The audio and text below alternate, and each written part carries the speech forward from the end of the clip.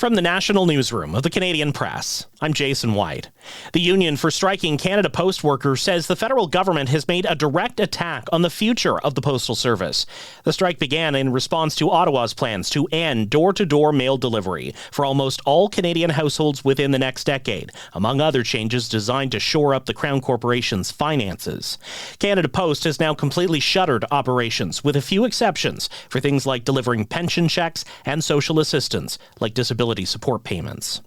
Prime Minister Mark Carney is in London, meeting with the Prime Ministers of the UK, Australia, Iceland, and Spain, part of the government's broader efforts to diversify Canada's trading relationships. Prime Minister Mark Carney says the U.S. tariff regime has created a rupture in the world economy, and Canada needs to do more business with like-minded countries who are committed to free trade.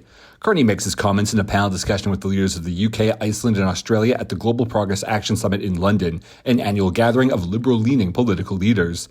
The Prime Minister's meeting also involved security partnerships, such as Arctic defense and the wars in Ukraine and Gaza. Carney was scheduled to meet with the Danish Prime Minister, but that was cancelled. While an official reason has not been announced, 4 drones were spotted over Danish airports in recent days, prompting increased concern about Russian aggression in northern Europe. David Baxter, The Canadian Press, London. Israeli Prime Minister Benjamin Netanyahu touted his country's military resolve as he spoke before the United Nations General Assembly this morning. Giving the Palestinians a state 1 mile from Jerusalem after October 7th is like giving Al-Qaeda a state 1 mile from New York City after September 11th. This is sheer madness. It's insane, and we won't do it. Canada, Australia, France, the United Kingdom, and others recently announced their recognition of an independent Palestinian state. Dozens of delegations walked out of the UN chamber as Netanyahu walked in, but Canada was not among them. Montreal area police urge calm this weekend ahead of events in honor of a teenager shot and killed by a police officer. Police say they have information this weekend's events may be co-opted by people looking to commit violence. Longueuil police have said at least one of its officers has faced online threats against him and his family. Jimmy Kimmel Live is coming back to all ABC television stations tonight.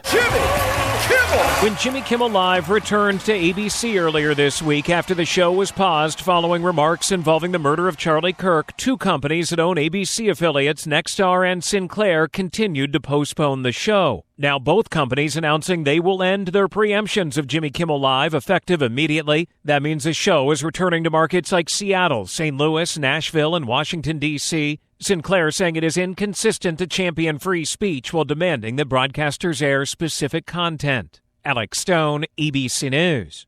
This is the Canadian Press.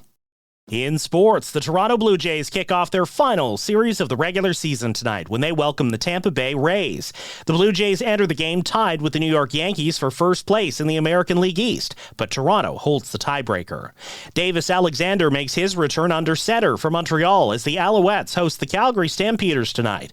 Alexander is 8-0 as a starter, but he hasn't played since aggravating a hamstring injury in July. Later tonight, the Toronto Argonauts are in Vancouver to face the BC Lions. Lionel Messi has arrived in Toronto. Inter Miami coach Javier Mascherano was asked whether the Argentine star will start tomorrow against Toronto FC. I like to talk with the players. I like to talk about who will play and who doesn't. But at the end, tomorrow you will know. The Toronto game is Miami's 3rd match this week. From the Canadian Press, I'm Jason White. Thanks for listening. Don't forget to follow and subscribe. For more of today's top stories, visit thecanadianpressnews.ca.